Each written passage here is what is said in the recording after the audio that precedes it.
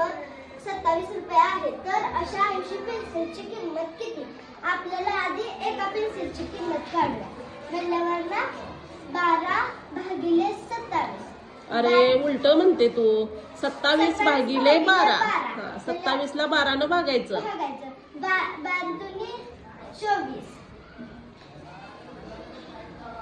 7 4 गेले 3 उरले, 2 गेले 0. वजाबाकीचं चिन्ह दे समोर. चिन्ह द्यायला विसरायचं नाही. हा, आणि आता इथं मनानं 0 घ्यायचा. पॉइंट मध्ये उत्तर काढायचं. म्हणजे 12 दुनी 24. उत्तर आले 6. म्हणल्यावर आता इथं पण मनानं 0 घ्यायचा. 12 पंचे 7. उत्तर आले 2.5.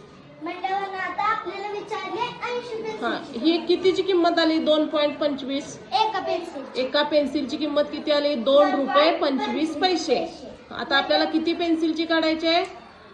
80 पेन्सिलची काढायची आहे. मग कोणती क्रिया करावी लागणार आता?